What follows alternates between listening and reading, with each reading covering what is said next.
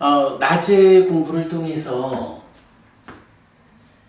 메커니즘의 중심되는 이야기를 다각도로 짚어봤습니다. 그리고 이러한 닦아라고 하는 가공의 과정을 거쳐서 몸과 만난 이후에 의도를 포함하는 의도에 의해서 진행되는 행위, 즉 업이라는 것이 중생들에게는 한면으로는 상을 잠재시키고 한면으로는 식이 머무는 이런 양방향의 결과를 만드는 것을 소개하면서 좀 쉬었거든요.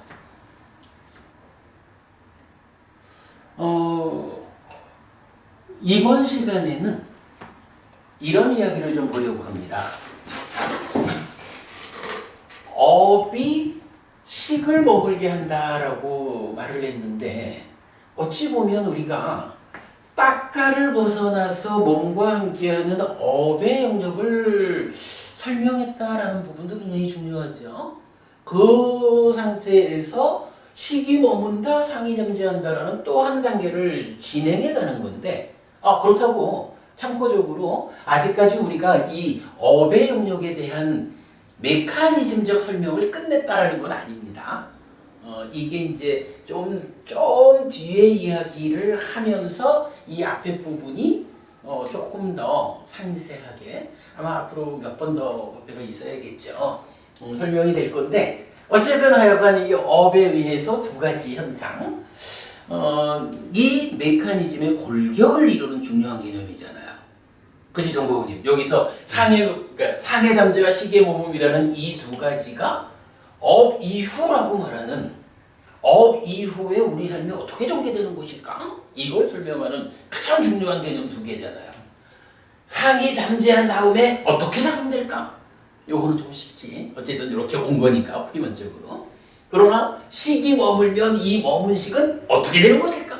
이런 부분들 앞으로 공부거리가 많지만 이 두 가지 개념은 어쨌든 중요해요. 박거부님 그렇다면 우리가 이 중요한 두 가지 개념을 해피 스님 혼자 머릿속으로 이렇게 말하고 가면 곤란하겠죠. 이번 시간에는 어떤 경이 어떤 식으로 식이 머문다고 말하고 또한 상이 잠재한다고 말하는 것일까? 여기에 대한 이야기를 경전에 의해서 소개하는 그런 시간, 그런 주제로 시작을 하려고 합니다. 그 이후에 시간이 좀 여유가 있으면 상해 잠재와 관련해서 우리가 좀 봐야 하는 중요한 경전 하나. 그리고 가래라는 것을 우리가 많이 알고 있잖아요. 근데 요 가래와 관련해서 또 다른 중요한 주제를 하나 설명하는 가래경이라는 경전이 또 있어요. 오늘 드린 교재 마지막에는 그 가래경까지 있는데 오늘 거기까지 가기는 좀 힘들 거예요. 그래도 이렇게 좀 중요한 주제를 짚어보도록 하겠습니다. 자, 먼저 식이 머문다라는 것은 어떤 경전에 근거해서 이런 이해가 성립하느냐 보겠습니다. 자, 오늘 드린 교재 앞에 있죠. 빠타마 바와 숙당이라고 해서 요 바와라는 것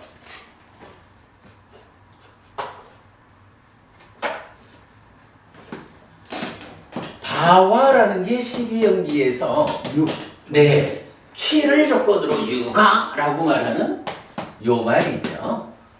존재. 이 존재와 관련해서 어떤 설명을 해주는 경전입니다. 근데 이 바와 숙당, 그 존재경이 두 가지가 있어서 1, 2번 이렇게 됩니다. 그때 아난다 존재가 세존께 다가갔다. 다가가서는 세존께 절하고 한곁에 앉았다. 한곁에 앉은 아난다 존재는 세존께 이렇게 말했다. 대덕이시여 존재라고 불립니다. 대덕이시여 도대체 무엇이 존재입니까? 아난다여 욕계의 보호를 초래하는 업이 없다면 그래도 욕유니까 욕계의 존재 이거죠. 욕유가 나타나겠는가? 아닙니다. 대덕이시여. 안 한다요. 이렇게 업은 바치고 식은 씨앗이고 애는 그러니까 가래는 양분이라 무명에 덮이고 가래에 묶인 중생들에게 식은 낮은 계에 머문다. 이렇게 미래에 다시 존재가 되어 태어남이 있다.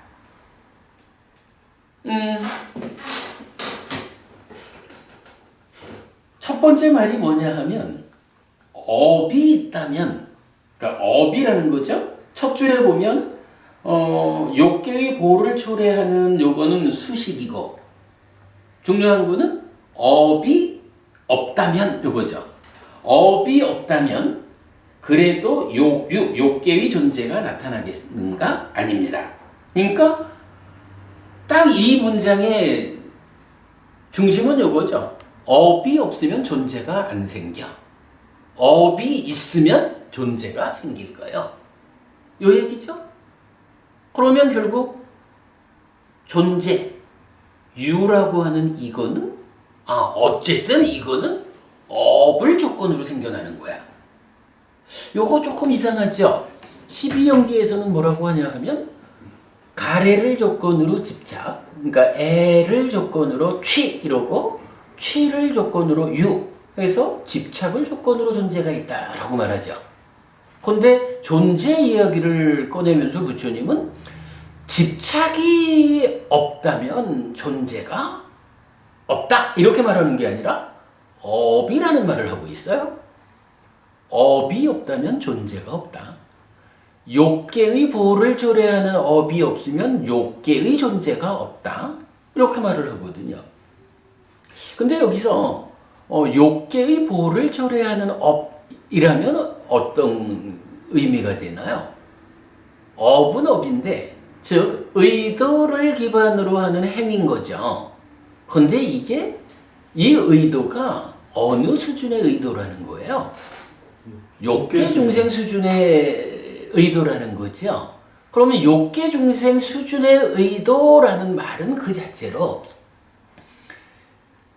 몸 밖의 물질적인 것들, 이런 물질적 세상을 구성하는 것들에 대해서 내 거요라고 하는 소유라고 하는 삶의 동력, 어쨌든 나라고 하는 존재 자체보다는 이 존재를 둘러싼 내 거요라고 하는 소유를 동력으로 살아가는 사람들의 그런 존재들이 의도를 통해서 짓는 행위가 욕계의 보를 초래하는 업인 거죠.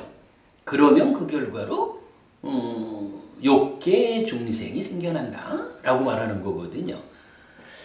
결국은 쉽게 말하면 욕계 중생 수준의 오염된 업이라는 개념이죠. 그죠? 요거 오염된 업이라는 표현이 적절하죠? 오염된 행위, 의도가 오염됐으니까 오염된 업 이렇게 되는 거죠. 욕계 중생 수준의 오염된 업을 지으면 욕계 중생의 욕계 수준의 존재가 생긴다. 요거 나중에 조금 더 설명할 기회가 있겠지만 이렇게 놓고 보면 집착을 조건으로 존재가 있다. 취, 연, 유 요거하고 오염된 업을 조건으로 존재가 있다라는 것이 대치가 돼요. 집착이라는 게 무엇일까? 취! 요 개념에서 오염된 행위를 집착이라고 하는구나. 집착이 몇 가지가 있죠? 4개. 12연기. 그래. 견치, 욕치, 견치, 계금치, 아와치. 그래. 우선은 이제 욕치죠. 욕치라고 하는 게 뭐냐면 욕이 여기서 이제 소유잖아. 소유라는 것으로 제한된 수식된 집착이라고. 그러면 이거는 표현을 달리하면 소유에 오염된 업 이렇게 말할 수도 있는 거죠. 그죠? 오염된 업을 집착이란 개념으로 같이 본다면 그래서 오염된 업을 조건으로 존재가 있다. 집착을 조건으로 존재가 있다. 이게 하나로 우리가 볼 수가 있는 거니까.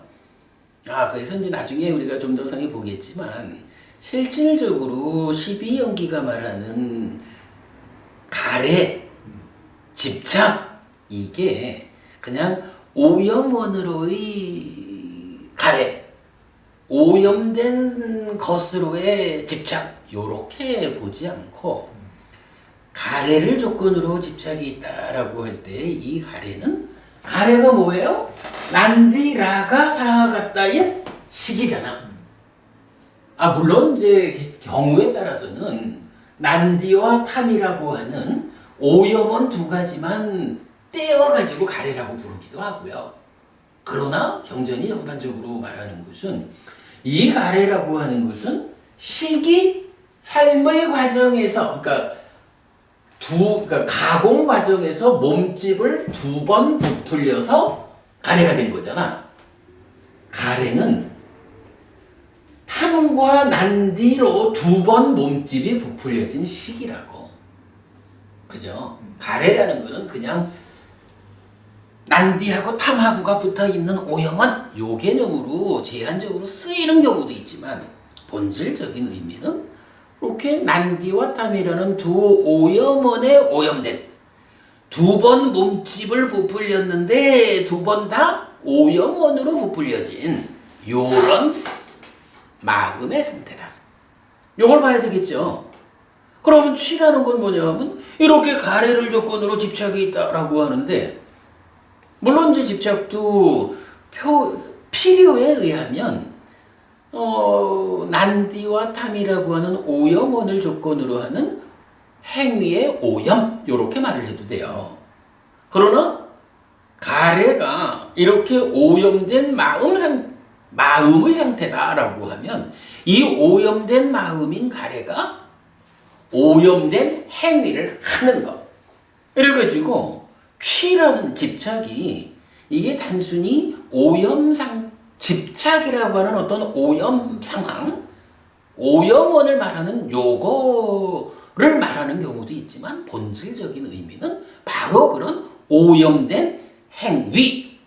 그럼 지금 말하는 그죠? 오염된 업이 존재를 만든다라는 요 개념하고 동일해지잖아요. 이게 교리적으로 충분히 이런 메커니즘에 의해서 설명되는 이야기거든요. 그럴 때 이제 욕취 이러면은 소유라는 데 오염된 집착 이렇게 볼 게 아니고 소유에 오염된 행위인 거야 이게. 타당하죠? 견치는 뭐예요? 그러면 견해.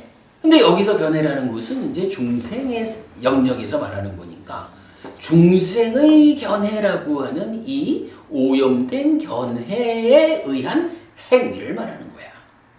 계금치라는 거 바로 계율과 의례의식, 금기사항 이런 부분들에 의한 오염된 행위 이게 되는 거고 아어취라고 하는 것도 아어취라는 게 나는 이런 것이요 라고 말하는 거잖아요. 우리 예를 들어서 법만경, 디가니카야 일본경 같은 데서는 62가지로 삿된 견해를 말하잖아요. 그 중에 대부분이 나를 설명하는 거라고. 사람들이 삿된 견해를 가졌다라고 할 때 아트만이요? 단지 요렇게 삿된 견해를 갖는 게 아니라고. 아트만을 주장하는 사람들 대부분이죠. 뭐 예외적인 경우도 이제 그 62가지 중에 나오지만 대부분의 경우는 뭐냐 하면 아트만이기는 한데 이 아트만이 어떤 아트만이요? 라고 할 때 어떤 사람은 아트만은 그러니까 자아라는 것은 몸과 함께 하는 거요. 어떤 사람은 자아는 죽은 뒤 몸과 함께 하는 거요. 어떤 사람은 죽은 뒤 몸과 함께 하지 않는 거요. 어떤 사람은 상과 함께 하는 거요. 상과 함께 하지 않는 거요.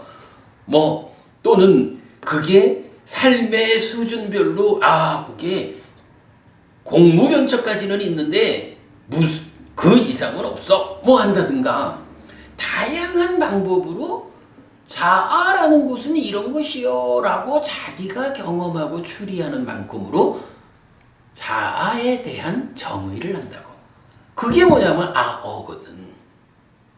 그러니까 아어취라고 하는 것은 분명히 바른 행위라는 것은 무아라고 하는 나라는 것이 참된 것이 아니다 라는 이런 올바름 가운데에 행위를 해야 괴로움을 안 만들잖아요. 근데 사람들마다 나는 이런 것이요 나는 이런 것이요 라고 하면서 자기들대로 나에 대한 정의를 한다고. 그리고는 그러한 나에 대한 정의라고 하는 오염 위에서 행위하는 것. 이게 아어취거든. 단지 그냥 나를 말하는 아뜨만을 말하는 이런 오염 그런 집착 이렇게 보는 게 아니라 그렇게 오염된 상태에서 행위를 해서 존재를 만들고 괴로움을 만드는 이 개념으로 보아야 하거든요. 일단 이런 시작하는 문제에서 요거 업이 있어야 존재가 있다. 이럴 때에 욕계, 색계, 무색계로 반복되는 이러한 그 중생의 삶의 영역에 속하는 업을 말한다라는 것은 이게 바로 집착을 말하는 것이다. 그러니까 요 문장은 그대로 12연기에 취를 조건으로 유가 있다. 요 개념하고 연결되는 거죠. 취에 대해서 이렇게 이해하는 것은 중요합니다. 자, 그 다음에 아닙니다. 제덕이시여. 안 한다요. 이렇게 업은 바치고 식은 씨앗이고 애는 양분이다. 무명에 덮이고 가래에 묶인 중생들에게 식은 낮은 계에 머문다. 이렇게 미래에 다시 존재가 되어 태어남이 있다. 이건 뭐예요? 일단 업이라는 거, 식이라는 거, 가래라는 세 가지를 제시하고 다시 중생들이 누구냐? 중생이야 뭐 어차피 무명에 덮이고 가래에 묶인 자들이죠. 그래서 윤회하는 자. 이런 중생들에게 식은 낮은 계, 그러니까 욕계를 말하는 거죠. 이렇게 머문다라고 말하고 머문 이후에 뭐라고 말해요? 이렇게 미래에 다시 존재가 되어 태어남이 있다. 존재가 된다라는 것은 문장의 그러니까 이 문단의 시작에서는 업이 있으면 존재가 있다라고 업을 조건으로 존재가 있다라고 말을 했죠. 그런데 끝날 때 가서는 뭐예요? 단순히 업 이 개념에 하나를 추가해서 이러한 업이 이렇게 작용해서 식이 머문다라는 식의 머문이라는 개념을 제시하는 거죠. 그리고 바로 이렇게 식이 머문다라는 그것 때문에 어떤 일이 있다는 거예요. 미래에 다시 존재가 된다, 태어남이 있다. 이렇게 말하는 거죠. 그러니까 요 문단에서 우리가 명확하게 파악해야 되는 것은 업이 오염되면 그 결과로 식이 머무는 것이다. 그리고 식이 머문다라는 것이 중생으로의 존재를 생겨나게 하는 것이다. 존재를 구성하는 것이다. 식의 머뭄이라는 개념이 찾아지지 않으면 집착을 조건으로 존재가 있다라는 이 12연기의 한 단계가 설명되지 않는다는 것. 박보구님, 이런 입장에서 보면 이 업에서 식이 머문다라는 이게 바로 12연기의 중심되는 한 자리를 차지한다. 이렇게 볼 수 있겠죠. 식이 머문다라는 거 절대 놓치면 안 되는 거예요. 머문 식이 어떻게 되느냐 하는 것은 이제 다음 시간에 그 이후로 보기로 하고요. 자, 이 상태에서 요 예를 들은 걸 하나 보죠. 업은 밭이다, 식은 씨앗이다, 애는 양분이다 그랬어요. 요 세 가지는 어디에 있는 거예요? 한번 우리가 좀 볼까요?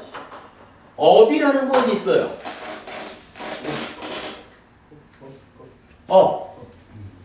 이 업을 밭이다 그랬어요. 밭이라는 거는 뭐예요? 밭에 씨앗이 뿌려지면 그 씨앗이 싹을 틔워가지고 나무로 무럭무럭 자라나가지고 그 결과로 열매를 맺는 거죠. 그러면 그 열매가 맺혀졌을 때 열매를 따먹은 어떤 자가 그 열매 탓에 행복하기도 하고 괴롭기도 하고. 이 업이라는 밭에서 뭐가 생겨나는 거예요? 과와 보라고 하는 요 열매가 생겨나는 거죠. 근데 사실 우리는 어쨌든 불교는 뭐니 해도 보와 보멸, 어떠한 과와 보에 의해서 우리가 더 이상 괴로운 삶을 살지 않고 행복한 삶을 살아낼까? 이게 불교라면 그 열매가 만들어지기 위해서 필요한 것들을 지금 경이 비유로 말해주고 있다. 그럴 때에 열매가 만들어지기 위해서 일단은 밭이 있어야 나무가 자라나지. 거기에 열매가 달리지. 요 개념이에요. 업.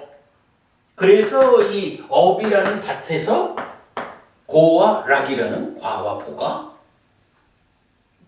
열리는 거예요. 자, 그 다음에 두 번째로 시기 씨앗이라 그랬거든? 시기라는 게요. 정국우님, 우리 이 삶의 이야기 가운데 시기 몇 개가 나오죠? 1차인시, 2차인시. 여기 시기 있는 거죠?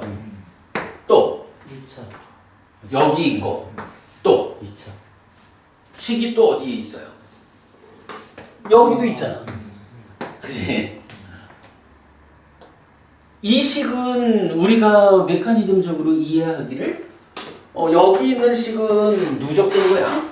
지난 삶의 과정이 여기서 이제 식의 머금이라는 개념이 나오니까 우리가 이 말을 쉽게 할 수 있지. 그죠? 이렇게 식이 머물렀다라고 하니까 머물러진 그 식들이 쌓여 있다라는 개념으로 연결이 되는 거예요. 그래서 지금 육내입처가 말하는 이 식들은 누적된 식이라고. 그런가 하면 이제 요 식은 새끼 쳐진 하나의 알갱이잖아. 지금 이 순간. 그리고 그 결과로, 그죠? 업이라는 밭에서 나무가 자라나서 생겨나는 결과가 뭐냐 하면 식이 머문 거지. 머문 식. 여기 세 가지 식이 있거든요. 그런데 지금 이제 경에서 말하는 식이 씨앗이라 그랬어. 세 가지 식 중에 어떤 식이 씨앗일까요?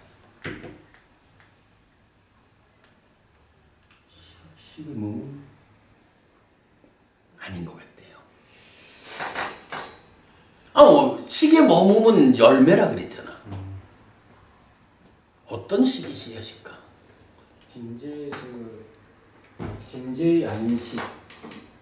응? 예. 요거? 예. 요거. 예. 박고근님 생각 어때요? 이거 쉽지 않은 문제더라고. 저도 처음에 이경을 만나가지고는 누적된 식 아닙니까? 두 분이 벌써 말이 다르잖아. 현재 우리가 살아가는데 이게 씨앗이 되는 게 아니에요. 제 생각이었습니다. 제가 이미 여러 해 전입니다만은 전세경을 딱 보고는 눈이 번쩍 띄었어. 식이 머문다라고 하는 이 개념이 찾아지니까 눈이 번쩍 띄었는데 비유가 있는데 처음에 제가 법회할 때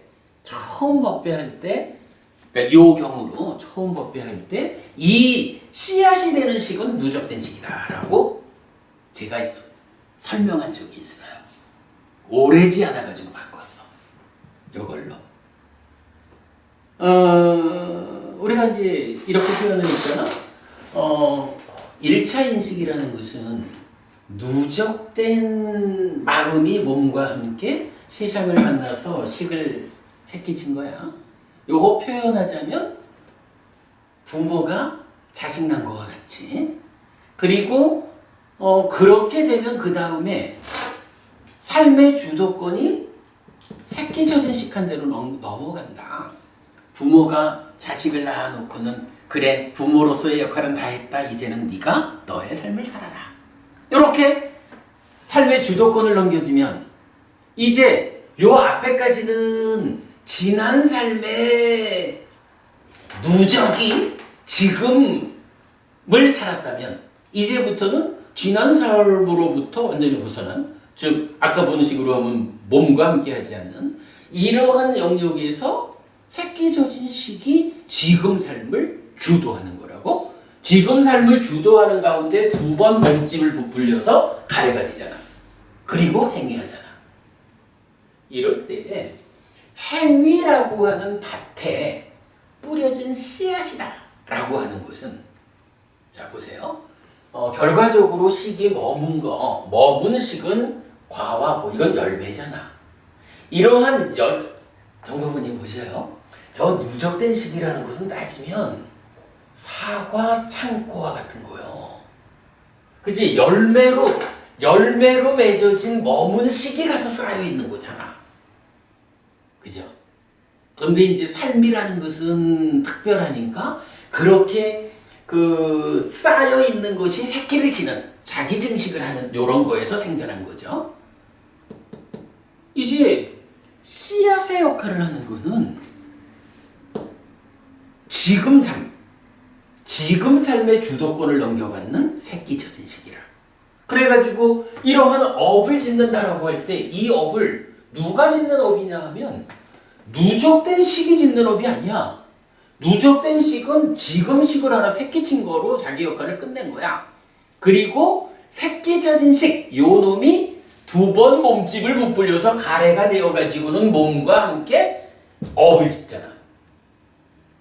업을 짓는다라는 것이 밭이라면 이제 그 밭에 씨앗을 뿌린다라는 형태로 비유된 내 마음 상태는 업이라고 하는 지금 현재의 행위 상태를 주도하는 지금의 마음 그자라고. 그러니까 요거는 새끼 젖은 식이 씨앗이다.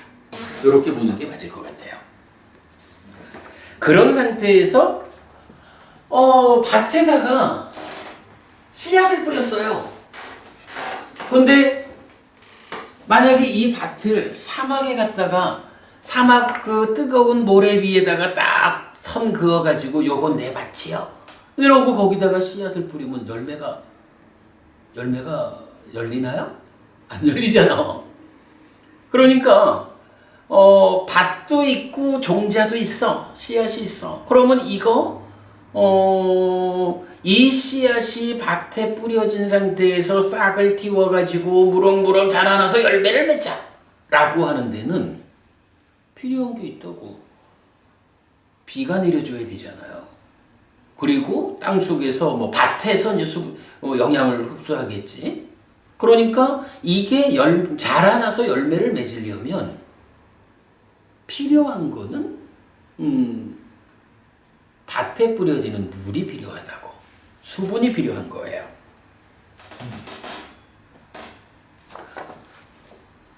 양분이라고 했네? 양분이라고 해야 되나? 수분이라고 해야 되나? 양분은 이제 수분도 포함되고 다 되겠다. 이 스네호라는 말이 이게 수분으로 봐야 될 거예요. 이거 제가 이건 다시 확인해 볼게. 수분이라고, 이건 비가 내려주는 거를 필요로 해요. 그럼 이제 요 얘기는 뭐냐 하면, 지금 업이라는 밭에 식이라는 씨를 뿌리고 가래라고 하는 비가 내려준 거야. 요 때는 요 가래라고 하는 것은 식 자체가 이미 씨앗으로 뿌려졌으니까 요거는 난디와 탐이라고 하는 오염만을 지칭하는 거죠.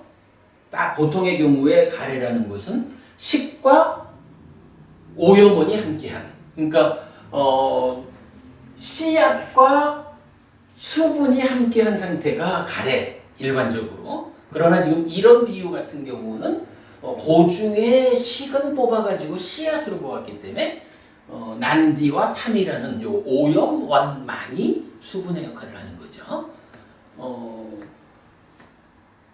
그렇게 이제 설명을 하면 이제 여기서 이런 부분을 볼 수가 있는 거예요.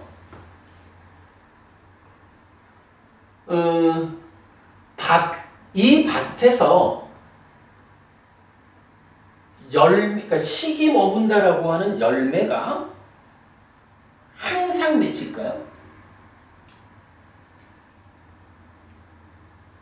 항상은 안 맺힌다고 해. 어떤 경우가 안 맺힙니까? 수분이 없으면 또 열매가 안 맺혀. 그래. 방금 말씀드렸지만 이 밭이라는 게 사막에 그 뜨거운 모래 위에 질긋고 씨앗 뿌리면 싹이 안 튼다고? 수분이 제공되지 않으면 싹이 트지 않아서 열매가 맺히지 않거든.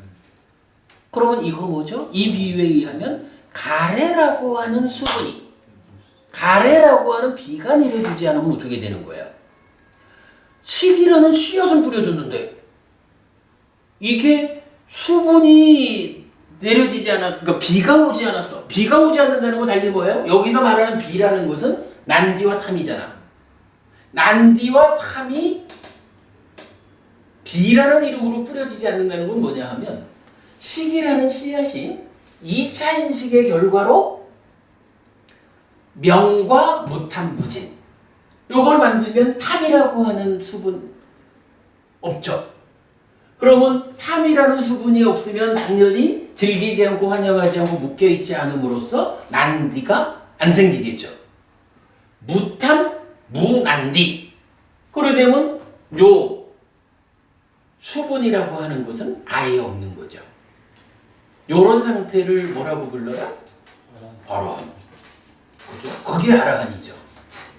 그러니까 이렇게 지금 이제 사실 존재경에서는 식이 머물 때에 존재가 있다라고 하는데 이 존재가 어떤 존재예요? 욕계중생, 색계중생, 무색계중생. 욕계의 존재, 색계의 존재, 무색계의 존재 이런 중생이라는 존재가 생겨나는 걸 말하는 거잖아요. 그러면 여기에서는 역으로 바로 이게 삶의 과정이기 때문에 우리가 낮 시간에 시작하면서 말했지만 이게 삶의 틀이란 말이야. 삶의 틀이기 때문에 살아가는 가운데 시기한 생겨날 수는 없고 살아가는 가운데 업을 안 지을 수는 없는 거예요. 그런데 우리가 조절할 수 있는 건 뭐예요? 바로 식이 2번 몸집을 부풀릴 때 탐과 난디로 부풀리지 않게 무탐과 무난디로 부풀려지게 하면 가래라고 하는 것이 없어지잖아. 수분이 없어지잖아. 그럼 이렇게 수분이 없다, 사막에 씨앗을 뿌렸다 하면 어떤 결과가 생겨요? 열매가 맺히지 않는다. 이런 결과가 생기잖아. 열매가 맺히지 않는다는 거 이제 여기에 적용한 뭐예요? 식이 머물지 않는다. 식이 머물지 않는다라는 것은 그 머문 식을 조건으로 나중에 그걸 공부할 거지만 식이 머물고 증대하면 명색이 참여하는 이래가지고 식과 명색이 함께하는 존재가 만들어지지 않는 거잖아. 요거 뭐예요? 바로 업을 짓되 가래 없는 업을 짓는 아라한의 10선업을 지을 수 있게 되면 식이 머물지 않아서 더 이상 중생이라고 하는 열매로서의 삶을 살지 않는다. 이런 개념이 되는 거죠. 존재경에서는 우리가 이 비유를 좀 잘 봐야 돼요. 근데 이 비유가 사실 그렇게 쉽지 않은 비유거든요. 그러나 메커니즘에 의해서 보면 3가지 식 중에 어떤 식이 씨앗일까? 어떤 식이 열매고 어떤 곳이 이 사과 열매를 저장하는 창고일까? 뭐 이런 식으로 식에 대한 이해가 가능하죠. 그렇게 이제 굉장히 중요한 비유라고 생각을 해요. 그리고 아무튼 경전은 이렇게 식이 머물 때에 미래에 다시 존재가 된다, 태어남이 있다 라고 해서 식이 머무는 이것이 존재를 생겨나게 하는 직접적인 원인이다. 그러면 취를 조건으로 유가 있다. 집착을 조건으로 존재가 있다라고 하는 이건 뭐예요? 집착이라는 오염된 행위는 식을 머물게 한다. 그러기 때문에 존재로 연결이 된다. 이렇게 말하는 거죠. 집착이라는 그 오염된 행위하고 존재라는 중간에는 이렇게 식이 머무는 열매로서의 과정이 있다라고 부처님 이경을 통해서 그 얘기를 해주시는 거죠. 하여간 여러분, 식이 머문다라는 이 개념은 절대 놓치면 안 돼요. 이거 놓치면 정말 십이연기는 고사하고 불교 자체를, 삶 자체를 못 본다라고 해야 되죠. 자, 밑에는 이제 똑같은 이야기 안 한다요. 색계의 보를 초래하는 업이 없다면 그래도 색유가 나타나겠는가? 아닙니다. 대덕이시여. 안 한다요. 이렇게 업은 바치고 식은 씨앗이고 애는 양분이다. 수분이다. 무명에 덮이고 가래에 묶인 중생들에게 식은 중간의 계에 머문다. 중간의 계, 색계를 말하는 거죠. 이렇게 미래에 다시 존재가 되어 태어남이 있다.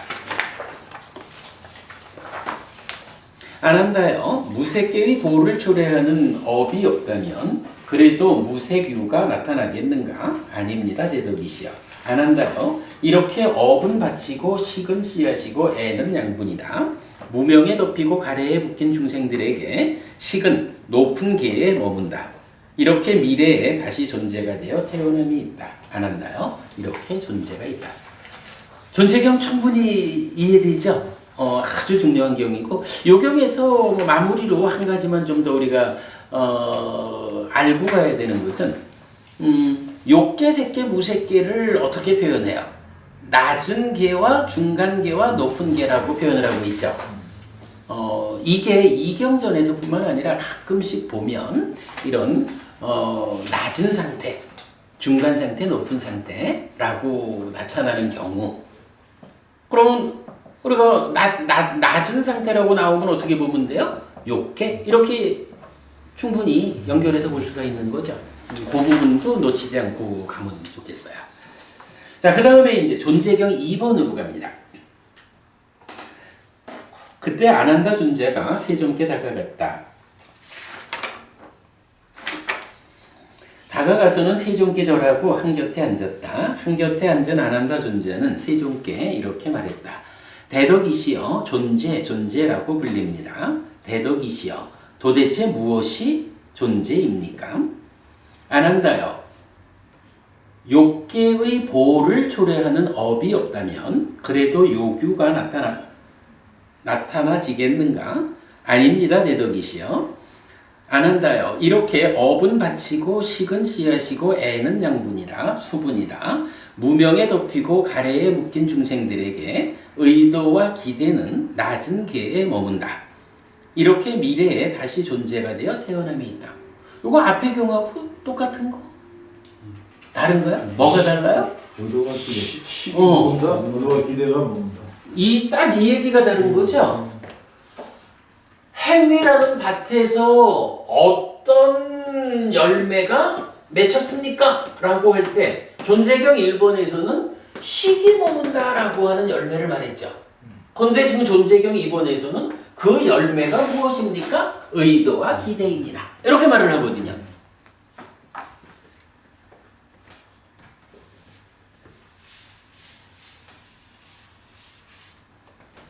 의도와 기대가 머문다라고 했어요. 자, 그럼 여기서 우리 앞의 경하고 연결해서 이 자리에서 좀 한 가지를 봅시다. 식이라는 거 어떻게 말할 수 있을까요? 식은 무언가요? 식의 몸통. 저는 이렇게 말하고 싶어요. 식이 머문다라고 했거든. 이 머문 식, 이제 이게 가서 쌓인 게 우리가 말하는 색수상행식 오온 중에 식온이잖아요.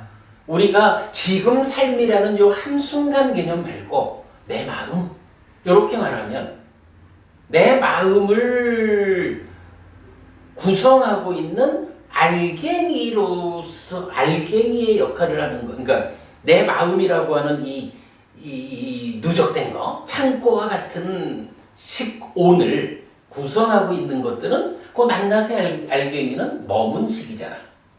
그죠? 그러면 이 머문 식이라는 거, 내 마음을 구성하는 머문 식이 무엇일까? 라고 이해를 하면 그냥 식온이라는 내 마음이 무엇이냐? 라고 할 때 그렇게 설명되는 머문 식의 알갱이들이 쌓여 있는 거예요. 이렇게 보면 되죠. 정부모님, 이 식이라고 하는 거, 이제 머문식이라고 하는 요거, 식온을 구성하는 거. 실제로 식온을 구성하는 거는 요 식이 쌓여 있는 거 아닌 거죠. 저 식이 아니라 여기 머문식이 쌓여 있는 거야. 그래서 우리가 보통 내 마음은 이렇게 말하는 오온 중에 식온 이 개념은 저게 아니라 요거 이렇게 봐야 되겠죠. 자, 그럴 때에 이 머문식이라는 것은 무엇라고 이해를 해야 될까요? 이렇게 생각을 해본 거예요. 저 식이 어떻게 생겨난 거냐 하면 누적된 마음이, 그죠? 누적된 마음이 몸과 함께 지금 대상을 인식해서 생겨난 거지. 근데 이 생겨난 식이 뭐냐 하면 외입처의 알미야. 정보부님이네. 이렇게 아는 거잖아. 그런데 이 외입처의 알미라는 식이 뭐랬어요? 한마디로 말하면 지금을 산 거지 뭐. 지금 순간을 사는 거야, 그지? 지금 순간을 어떤 식으로 살았냐 하면 2번 몸집을 부풀려 가지고 가래 상태가 되어 가지고 윗닦아를 거쳐 가지고 업을 짓는 일을 한 거야. 그런데 그 과정에 부풀림 상태가 오염 상태로, 그러니까 나쁘게 부풀려지다 보니까 그 나쁘게 부풀려진 결과 때문에 낮은 곳이든 중간 곳이든 높은 곳이든 어딘가에 머문 거잖아. 그러면 이 머문 식이라는 것은 이렇게 봐도 안 될까요? 외입처, 지금 한순간을 살을 때 한순간의 대상이 되는 외입처를 알고 그 외입처의 알을 몸통으로 하는 마음이 가래가 되는 데까지는 사실은 가공 과정이잖아. 자기 몸집을 부풀리는 가공을 거쳐가지고 몸과 함께 업을 지었지. 그리고는 머물렀잖아. 요거 제가 볼 때는 이 머문식 마음이란 무엇일까? 라고 하면 저는 이렇게 정리하고 싶어요.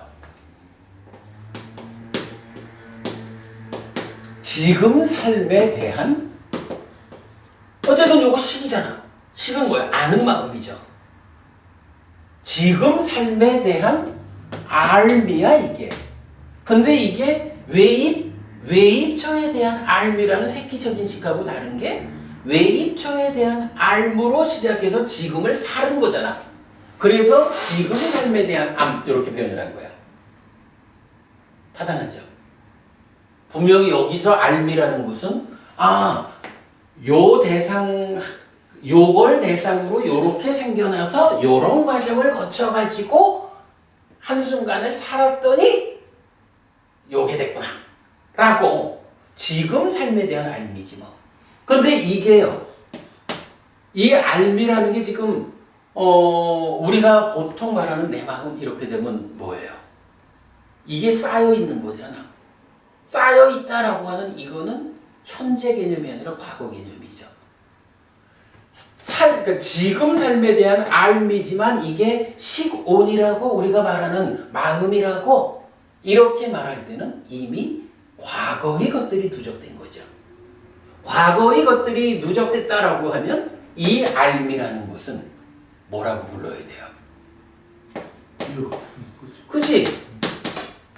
과거상 정보부님을 보고 어쨌어? 라고 하는 정보부님을 보았을 그 시점에서 정보부님이라고 알아서 어떤 행위를 했더니 그게 요렇게 식으로 머물렀다. 요거 그 시점에 대한 기억이다. 이렇게 말할 수가 있는 거죠. 박보님 요 공감할 수 있죠? 제가 볼 때는 약간 이 식, 머문 식, 쌓여있는 식온, 우리가 보통 말하는 식, 요거는 이거는 삶의 과정에 대한 기억이다. 한순간 삶에 대한 기억이다. 이렇게 이해하는 게 첫째인 것 같아요. 자, 두 번째로 이 식에 대해서 어떻게 알아야 할까? 자, 1번은 이렇게 이제 기억이라는 걸로 정리를 해봅시다. 두 번째, 이 식은 식에 대해서 이해하기 위해서는 아주 중요한 것이 어떻게 생겨나서 살아가지고 머물렀을까? 라고 볼 때 결국은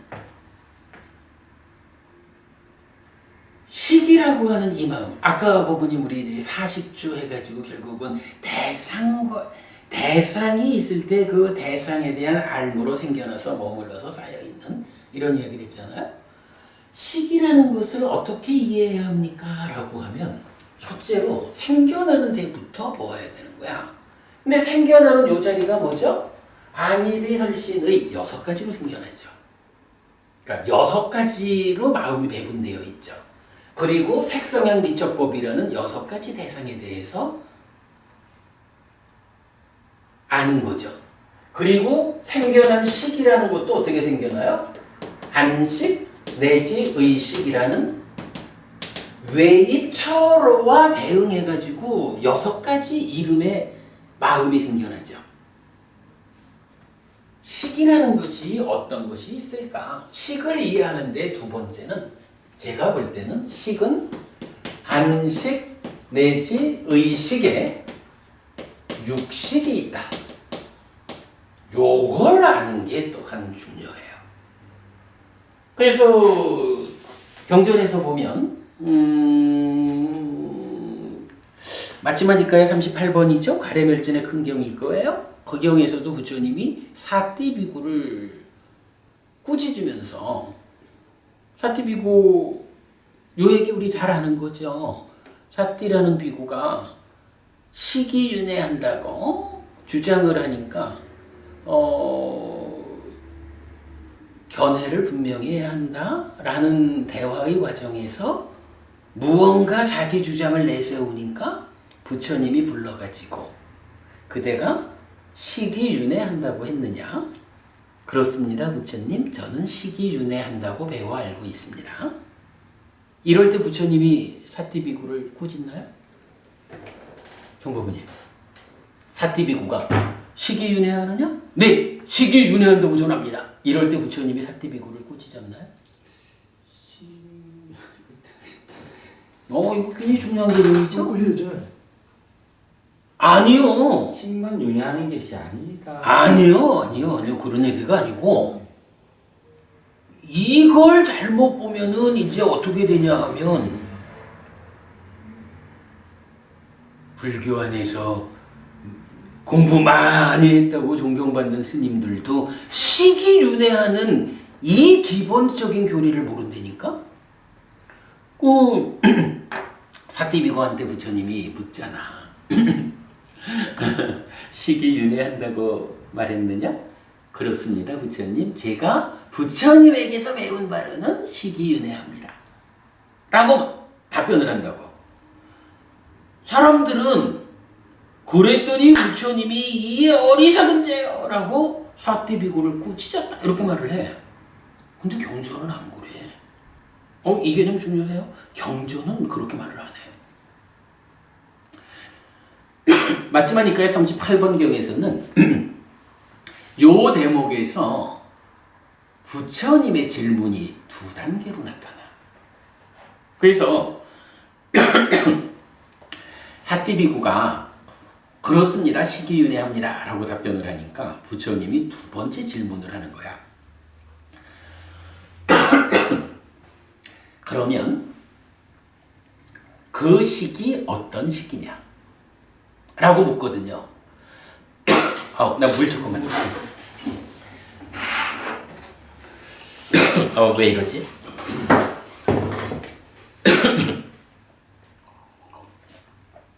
그랬더니 이제 사띠비구가 부처님한테 대답을 하는데 여기저기서 경험하는 자고 즐기는 자고 이러면서 한 문장으로 대답을 하는데 이게 이제 예를 들어 상류타 니까야의 견해 상류타 뭐 이런 쪽에 보면 상견을 그러니까 아트만의 상태를 말하는 그 문장을 가지고 사띠비구가 부처님한테 네 요러한 시기입니다 라고 답변을 한다고. 그러니까 달리 말하면 시기윤회하느냐? 네. 그 시기 어떤 시기야? 아뜨만입니다. 요렇게 답변을 한 거예요. 그러니까 부처님이 그 자리에서 어리석은 자 같으니 내가 언제 그런 시기윤회한다고 말했느냐 라고 꾸짖어요. 박고부님, 시기윤회한다라는 데서 꾸짖었다라고 알려지는 거하고 그 시기 어떤 시기냐? 아뜨만입니다 라고 할 때 꾸짖는 거하고 같은 거예요? 완전히 다르지. 100% 다른 거죠? 아니 이 부분에서 참 많은 사람들이 오해를 하더라니까. 그래가지고 정말로 공부 높다라고 불리우는 스님들이 뭐 인터넷에서 이렇게 동영상을 봐도 그런 게 있고 한국 스님뿐만 아니라 외국 스님도 그렇고 뭐 외국 가가지고 뭐 유학을 해갖고 온 사람들이든 대부분이 여러분들 아마 다 많이들 그렇게 하실 거예요. 사띠비구가 시기윤회한다고 말했다가 부처님한테 혼났다. 그러니 시기윤회하는 게 아니다! 라고 주장을 하는데 정작 경전은 그렇게 말을 안 하는 거야. 아니 그럼 부처님이 시기윤회하느냐? 네. 그런데 그 시기 어떤 시기라고? 아뜨만이요. 못난 놈. 이렇게 말하면 부처님이 윤회한다는 걸 부정하는 거예요. 윤회하는 그 시기에 아뜨만이 아니라고. 아뜨만이라는 답변을 부정한 거예요. 그렇죠?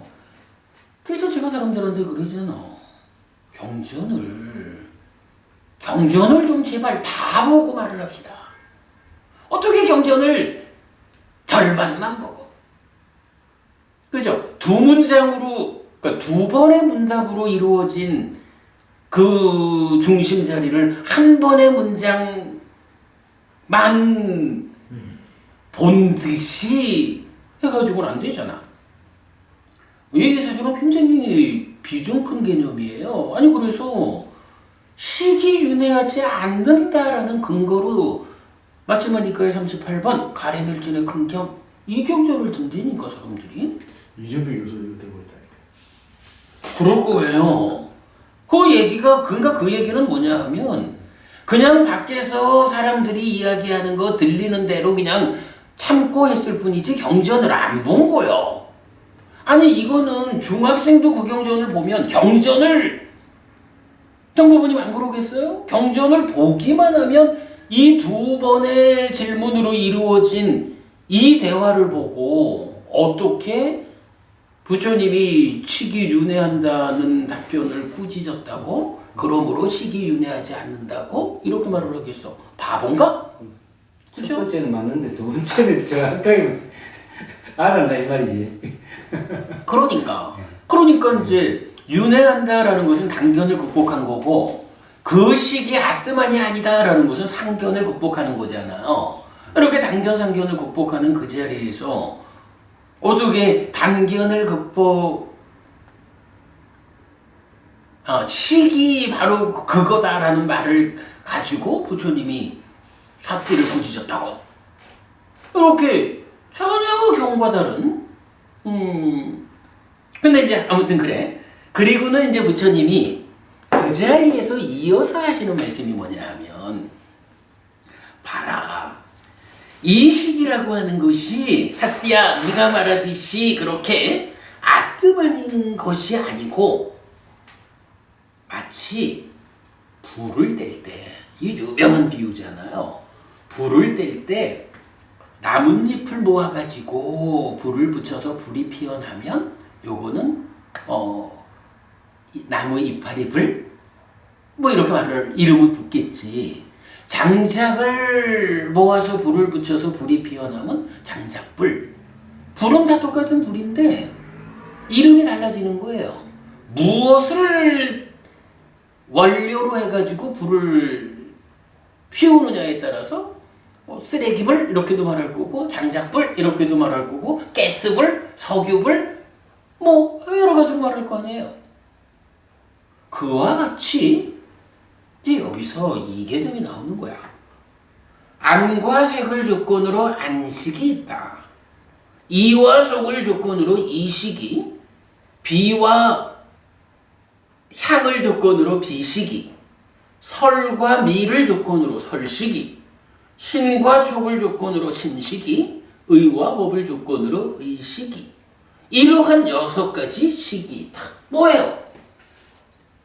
어쨌든 부처님은 사는 이야기 떠나지 않는다 그랬잖아. 그죠? 사는 이야기니까 식이 어디서 생겨나느냐? 여러분 우리 심은 어디서 생겨나요? 심은 이 식이 상과 수의 과정을 거쳐서 심이 생겨나죠? 심에는 상수? 그거에 앞서가지고 부처님은 안과 색을 조건으로 안식이 있다, 내지 의와 법을 조건으로 의식이 있다라고 해서 이 식이 삶의 과정, 인식을 통해서 생겨나는 것이다 라는 이 부분을 경전에서 수도 없이 반복하고 강조하잖아. 그래가지고 이제 사띠비고한테 사띠비고를 꾸짖는 과정에서 그 말씀이 나오는 거예요. 물론 이제 경전은 이렇게 배치는 좀 다르지만 안과 색을 조건으로 안식이 생기는 거야. 내지 의와 법을 조건으로 의식이 생겨나는 거야. 그리고 중요한 표현. 아까 그 박고부님 하셨던 우리 다른 대화였지만 유사한 아주 그 중요한 개념. 부처님 말씀은 식은 요렇게 생겨나는 6가지가 있다. 그리고 다른 방법으로는 요거 중요한 개념이에요. 경전이 딱 그 말을 해줘. 다른 방법으로는 식은 생겨나지 않는다. 아까 7식 8식 말씀하셨잖아. 부처님에 의하면 삶의 과정에서 식이 생겨나서 한 번 몸집을 부풀리면 심이 되고 2번 몸집을 부풀리면 애가 되는 거야. 몸과 만나면 의가 되는 거고 여기에는 저 심층으로 들어가는 70, 80 개념은 없지. 그런데 부처님은 아예 이러한 부풀린다 해도 중간에 몸통으로 존재하는 식 요것에 대해서 이렇게 육내입처와 육외입처의 인식작용을 통해서 생겨나는 6가지 식 요거밖에 없다. 다른 방법으로는 식은 생겨나지 않는다라고 결정적으로 말을 하거든. 요 개념 놓치면 안 돼요. 아까 보니 아까 낮에 잠깐 말씀하셨던 그 내용이 명확해지는 거죠, 그죠? 뭐 새치기고 뭐 무차이고 뭐 칼치기 어떻고 뭐 유시가. 그러니까 이제 이런 데는 한 가지밖에는 할 말이 없는 거야. 부처님이 말씀하신 대로 배우면 되거든. 부처님 말씀하고 다른 것을 다르다라고 알아내지 못하는 것이 어리석음이죠. 오직 불교는 부처님이 말씀하신 대로 배우는 것이 바른 거고 그것에 의해서 행복한 삶이 실현되는 것이다. 이 개념이지 뭐. 자, 여기 어쨌든 요 6가지 식이 있다라는 요 개념 중요하죠.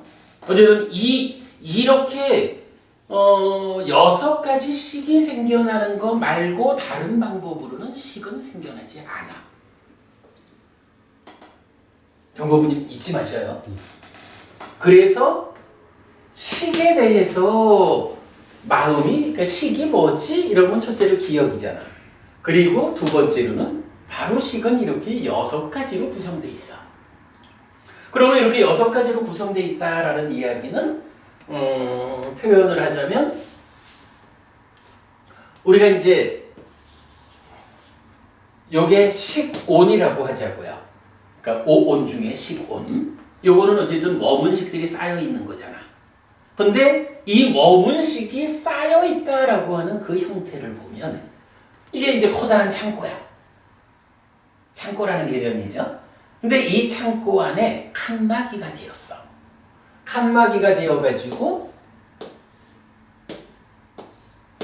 6개의 칸막이가 되어가지고 한쪽 안에는 안식, 이식, 비식, 설식, 신식, 의식이라고 하는 식온이라는 하나의 창고 안에 6가지의 작은 창고가, 그러니까 작은 창고로 분류가 되어가지고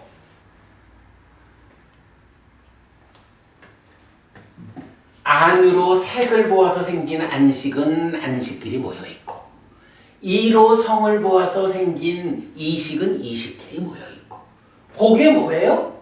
이 전체적으로 식이지만 그것이 육내입처라고 배분될 때 어떻게 해? 안식, 이식, 비식, 선식, 신식, 의식, 이렇게 6가지로 배분이 되잖아.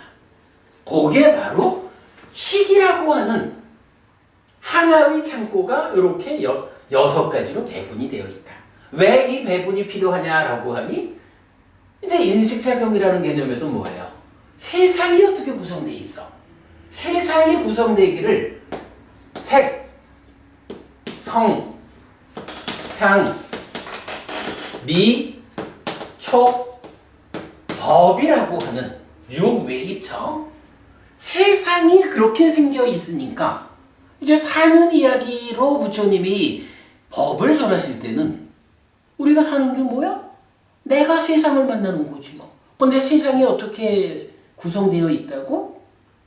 색성향 미촉 법으로 구성되어 있어. 아, 그렇다면 삶의 과정에서 누적된 나의 마음, 요것을 색성향 미촉 법에 부합하도록, 짝이 되도록 배분을 해줘야겠구나. 이런 개념으로 6개로 구분이 되는 거죠. 그래서 요런 연결관계를 우리가 볼 수 있죠. 이해할 수 있죠. 이게 이제 12연기적으로는 아주 중요한 개념이 뭐냐 하면,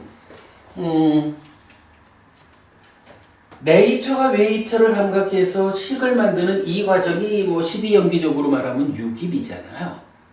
육입 앞에 뭐가 있어요? 식과 명색의 서로 조건대입이 있죠. 명색과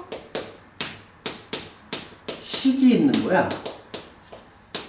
이럴 때 식과 명색이라고 하는 나라는 존재 상황이 이제 지금을 살아보자 라고 할 때는 안입이설신의 육내입처로 배분이 되어서 살아야 되잖아. 바로 이 식이 6가지 식으로 배분되면서 과거 삶이 누적된 것으로의 나라는 존재가 단지 누적된 상황 이렇게 머물러 있는 게 아니라 그 누적된 것으로의 나란 존재가 지금을 사는, 그래서 삶이라고 하는 것은 과거 삶의 누적된 상태가 지금을 사는, 그래서 명에 뭐가 나타나요? 촉과 자극이 나타나는 거죠. 이런 개념이 다 연결되거든. 뭐 하여간 이제 그렇게 배분 관계를 보아야 하기 때문에 식이 무엇일까? 라는 이야기를 할 때는 이 6가지의 식이 쌓여 있는 것이다. 작은 방 6개가 더해진 거다. 요 개념을 놓치면 안 된다는 거예요. 자, 그리고 이제 한 가지만 더 해봅시다. 식이 1번, 2번 했어요. 식 3번은 뭐죠? 3번으로는 뭘 들어야 될까? 식의 특성. 식이 어떤 특성을 가질까? 바로 존재경 1번에서 뭐 우리가 이런 개념을 뭐 기억이라고 하는 건 뭐 1, 2번 다 같은 개념이고 6가지 식이라는 개념이 존재경 1번에서 말했다 이렇게 봐도 되겠죠? 근데 존재경 2번에서는 똑같은 것 같은데 차이가 있었어. 머무는데 식이 그러니까 이렇게 그 밭에서 업이라는 밭에서 열매가 맺히는데 그 열매로 뭐라고 했냐 하면 식이 머문다 해서 머문 식이라는 열매가 있다 그랬는데 존재경 2번에서는 말을 바꿔가지고 똑같은 삶의 과정에서 의도와 기대가 머문다 라고 열매를 바꿔서 말했다고. 그러니까 식을 씨앗으로 애를 수분으로 업을 밭으로 해서 머무는 것 또 하나가 식의 머문 더하기 의도와 기대인 거야. 그러면 이 관계는 어떻게 봐야 되나?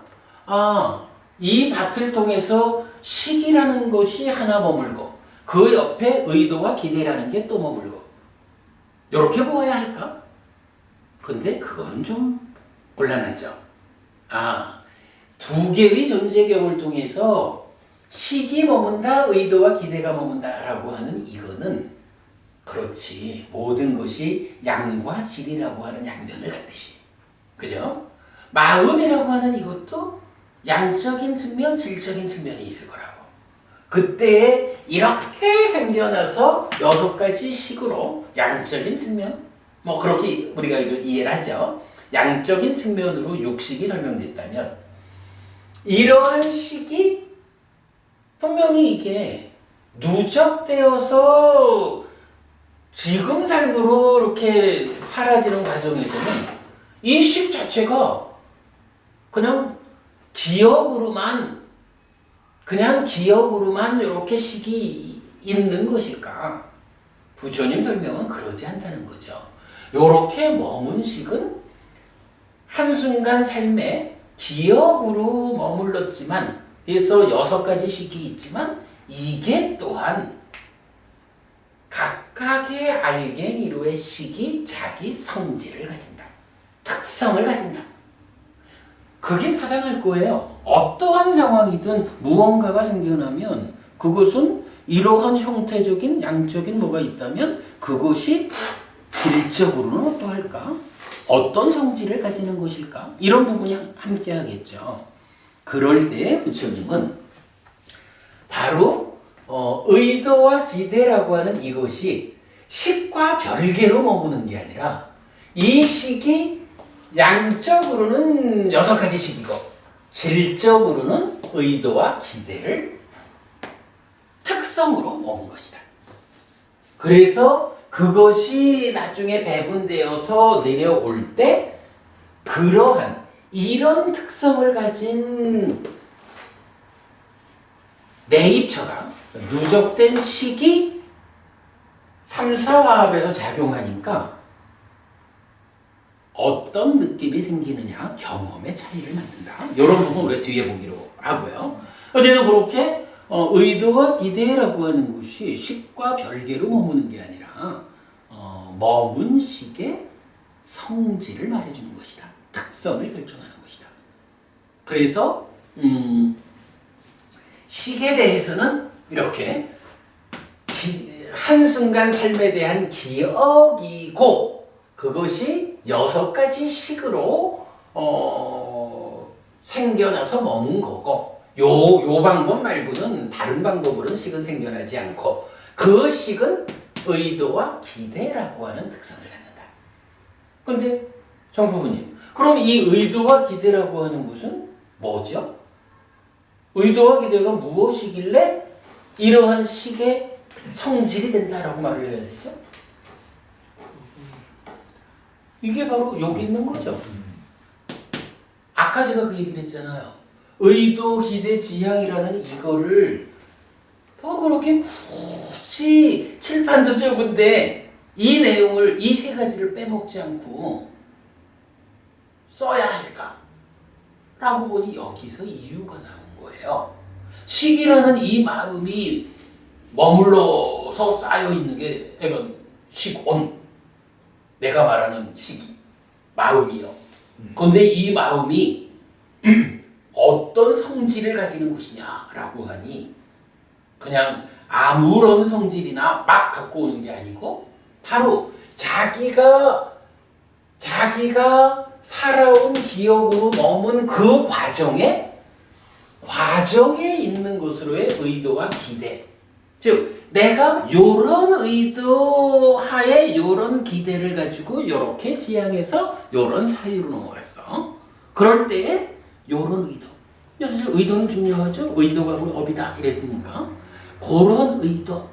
그리고 의도 위에서 어떤 기대를 가지고 있었을까?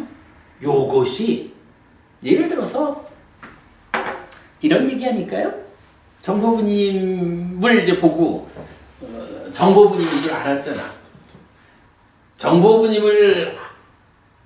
정보부님인 줄 아는 알을 몸통으로 하는 식이 두 번 몸집을 부풀려서 가래가 되어가지고 윗닦아로 이렇게 행위가 시작되어서는 이제 의도와 기대, 지향을 거친다고. 그럼 여기서 이제 의도라는 것은 뭐 이렇게 말할 수 있지 않을까요? 지금 우리 입장에서 보면 보니까 정보부님이요. 그래서 쭉 왔어. 그랬더니 정보부님한테 좀 도움되는 어떤 일을 내가 해야겠구나 라고 의도를 일으키겠죠. 그거 지금 의도야. 그러면 정보부님한테 도움이 되어야겠다라는 의도로서 이 업의 시작하면 거기서 그래 정보부님한테 도움된다라는 이러한 의도로 출발하면 이러한 의도에 의한 어떤 행위를 하면 정보부님의 삶이 향상할 거요 라는 정보부님의 삶이 개인적으로 향상할 거요 라는 기대가 이 의도에는 얹어지는 거죠. 정보부님의 삶이 개인적으로 향상하면 정보부님이 주변 사람들의 행복을 위해서 노력할 거고 그렇게 되면 우리 사회가 밝아질 거요, 평화로워질 거요. 뭐 이런 부분들이 내가 정보부님한테 도움되는 이야기를 해야겠다라는 의도에 이어가지고 그럼으로써 이런 것이 기대가 된다. 뭐 이런 게 따라오는 거겠죠. 그러면 그렇게 의도하고 기대하니까 이제 그런 가운데에 부처님 가르침이라고 하는 하나의 지향을 가지고 정보부님한테 도움되는 일을 하자. 뭐 이런 지향성이 생기겠죠. 그게 뭐예요? 의도, 기대, 지향이고 그런 것이 사유로 연결이 되는 거잖아. 사유, 상가바라는 것과 윗닦아를 동의어로 보는 사람들이 있다 말했지만 이렇게 놓고 보면 이건 천길 차이고 이 사이에서 우리 삶의 질을 결정하는 아주 중요한 과정이 내 안에서 진행되고 있는 거예요. 의도, 기대, 지향 요거 놓치면 안 되죠. 특히 이 지향 같은 경우는 어떻게 봤나요? 우리가 예전에는 몸과 만나는 자리를 여기로 봤잖아. 사유로. 그 이유가 뭐야? 잘못 지향된 찌따. 요거 때문에 그랬는데 이제 우리가 조금 공부가 성숙해서 창다에 실려오는 요 지향 잘못 지향된 찌따 이렇게 보기 때문에 여기를 몸의 자리로 바꿨다 이렇게 설명했죠.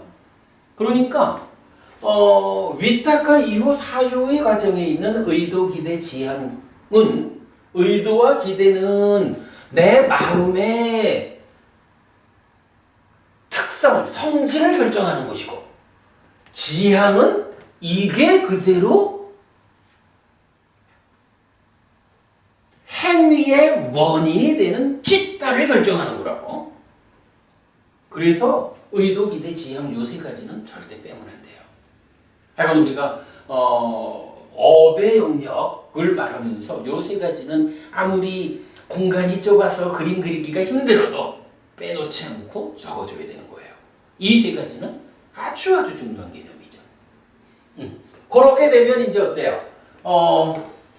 시기 머무는 일과 관련해서 존재경 1번에서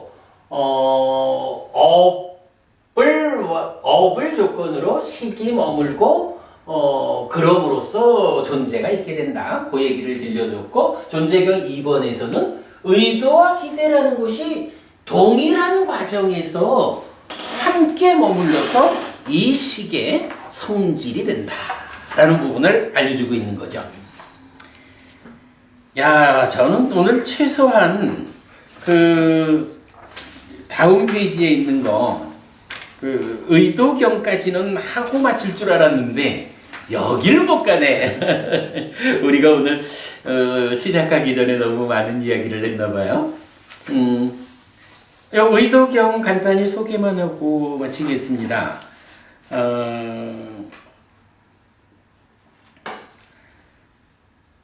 비구들이여 의도하고 사유하고 잠재하면 이것은 식에게 머물기 위한 대상이 된다.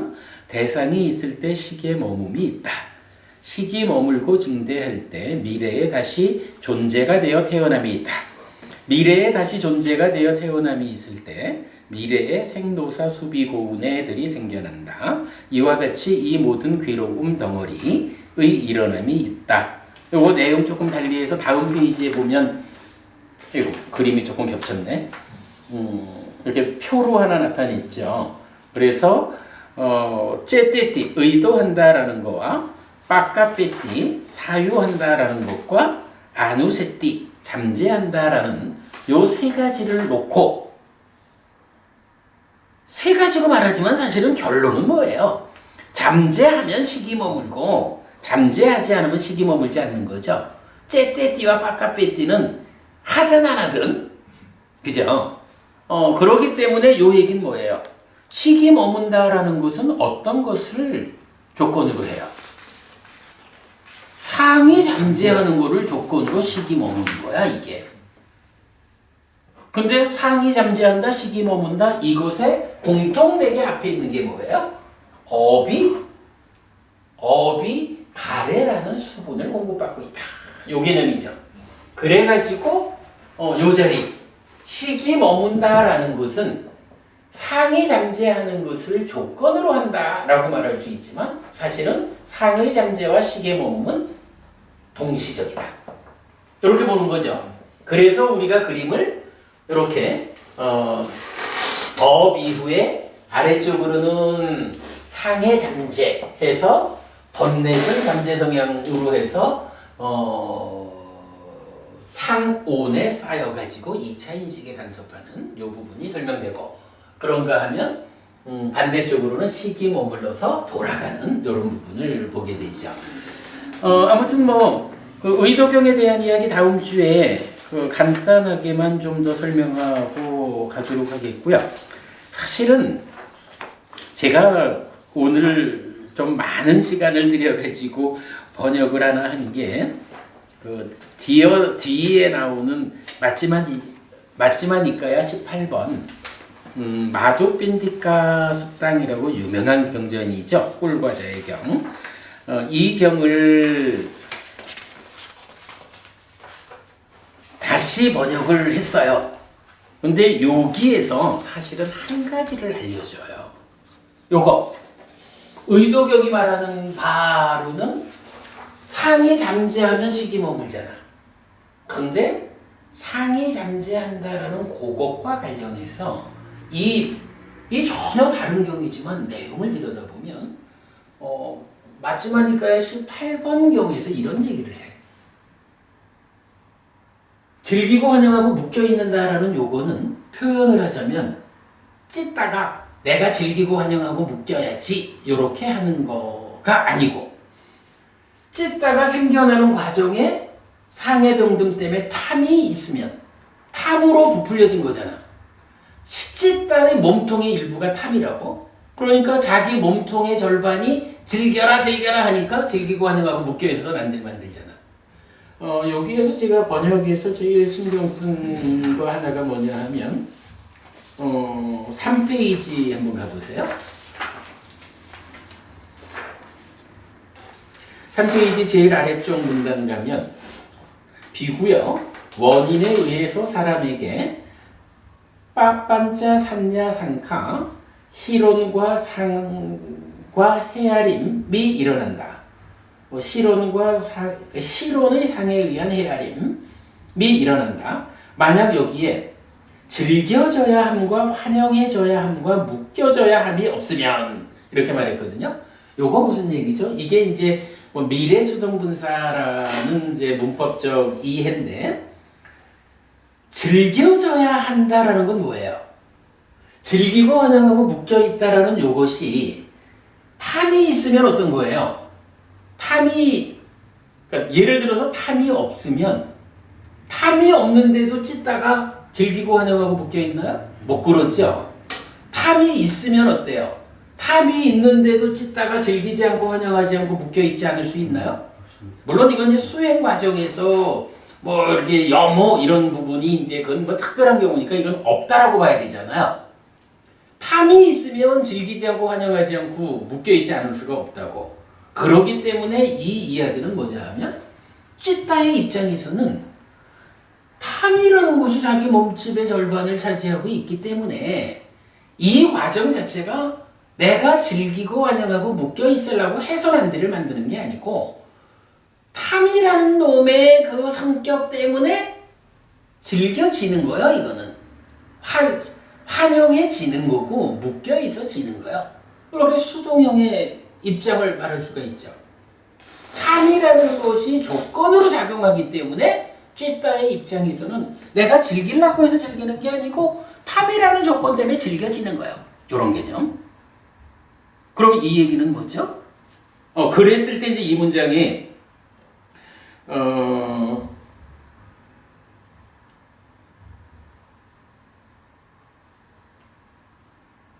그만.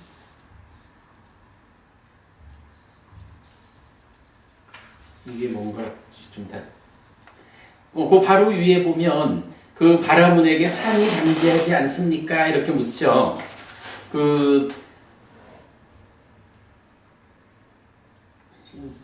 뭘 조금 잘못한 듯 싶기도 한데 이게 지금 표현이 뭐냐 하면 이제 경전이 즐겨져야 하고 환영해져야 하고 묶여져야 하는 그것이 없으면 그게 없다라는 건 뭐예요?